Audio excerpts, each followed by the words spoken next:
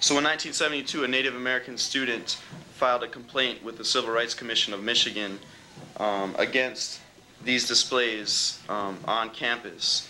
These displays of initiation and of red-faced minstrelsy, these derogatory images, the perpetuation of these negative stereotypes.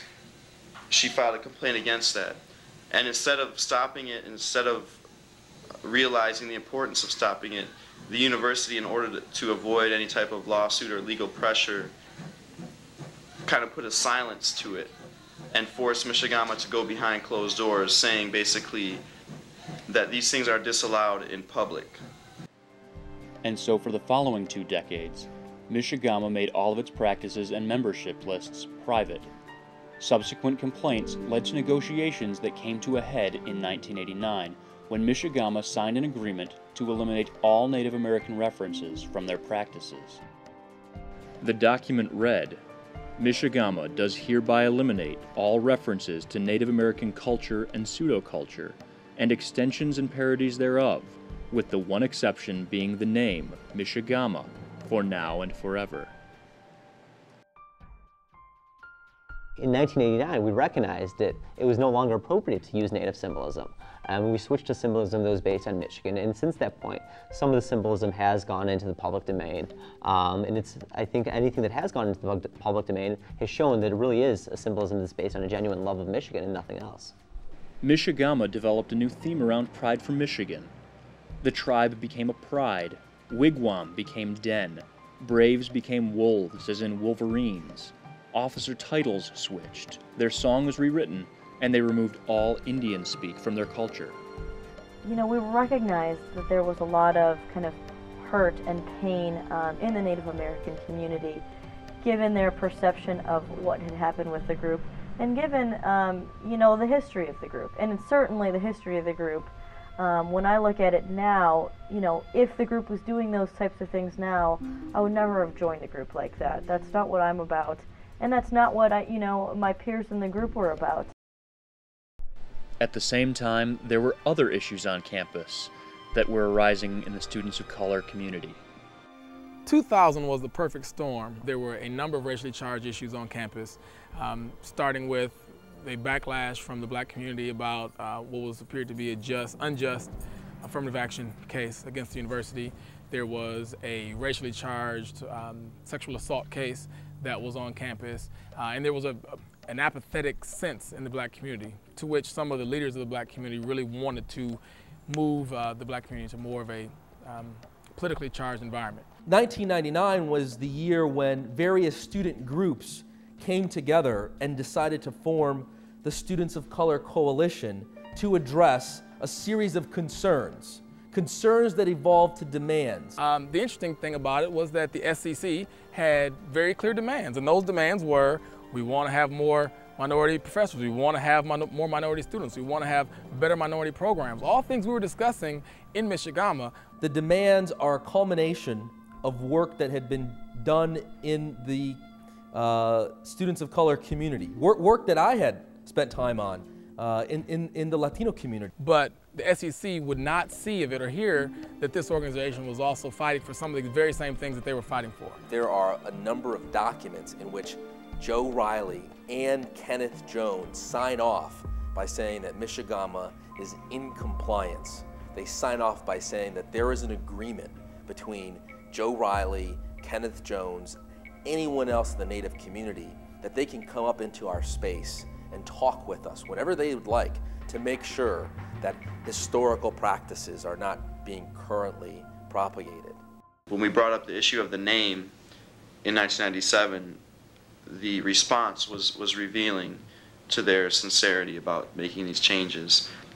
They did not want to give up the name. They held very tightly onto the name, and what that told us was they were not really willing to change at all. That in fact they would make cosmetic and superficial changes, especially those that were public, but underneath the surface that they had remained a racist and culturally destructive organization. And it has proven to be very true. We knew that there was some sensitivity on behalf of Native American students at the University of Michigan over the name Michigamua, that there was some concern over what the name meant to them. we extended an invitation to the Native American student organizations at the University of Michigan to engage in dialogue. It was important for us to understand why there were some concerns, why there were some issues over the name. There was no conversation with Juwan Buford beforehand. There was no discussion with Joe Riley beforehand, although we extended an invitation time and time again. A group of students had broken into the tower, specifically our den, our meeting space, Michigamua's space. They were up there for a few days. I mean, they were seen going up and down and bringing things in and out, and cops couldn't get involved. They were instructed by the administration not to come anywhere near the tower. So what they do by changing the locks is effectively lock in the SEC. But the SEC now, because they're in the tower, they control who goes in and who goes out. They now control the tower. So we're going to take this time real quick to show you what we saw when we came in the room and how the room looked prior to us setting things up like this. So first of all, let's just say that the wigwam, we didn't build the wigwam was here when we walked in. That was there. Everything on the wall was there. In fact, we took some things down from the wall, such as the wigwam papers and some of the other things in the frame. Now, as for the artifacts, sure, some things were in the crawl space. This is Michigamua's closet here. It's just a little thing, and I don't know if you can see this, but there's a ladder back here. You climb up the ladder, and that's the little attic crawl space up there. Now, please note that this is all part of the 7th floor. This is the 7th floor. This is Michigamua's space. So it wasn't in the meeting room, but it was technically on the 7th floor. Two things could have occurred, and I don't know what exactly it was. I don't know if it was Diego Bernal crawling in some crawl space in the attic of the Michigan Union, or if it was someone bringing up the Little Red Sambo. But I could tell you this, that the Little Red Sambo, the bust of a Native American, were not in the room when I was in there, ever. That I could tell you that beads and baby cradles were not in the room. That was never part of my practice as a member of Michigamua, never would have been. So the fact that they had those things in that room, and they used those things to hurt people, to bring people pain, to bring people shock that were not from the Native community. That was just wrong. And then to lie about it, to go on record and say, we found these things in this room. That's a lie. That's a bold-faced lie. And you can't say, well, the room is the attic and the attic is the room. No, those things were not in the room, period. We as members were absolutely appalled because we hadn't seen those things, we weren't practicing those things, it didn't represent who we were or what we were moving towards, but yet we had no voice in communicating how untrue those were.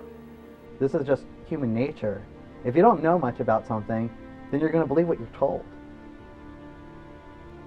I think that's the reason why people believed when others said, this is what Michigamua is, this is what Michigamua does, and Michigamua says no. Well, Michigamua, you didn't tell us what you did before, and we don't know, so we'll believe these guys. And in fact, what they had done was they took terms of the past and they applied them to a present-day context, which was a lie. So they used things like wigwam. They took tours of the wigwam. They called the individuals in our group braves. They called our group a tribe. And by doing so, by bringing these terms of the past and putting them inappropriately in a present-day context, items that were resolved in the '89 agreement, what they had done was set back the university 2 generations of students. What their playbook of hate had done was bring these very raw frustrations of a lot of people on the campus back to life. Things that had been resolved, they dug them up again. And that was a disservice not only to the university, but to the Native community, because they were lied to.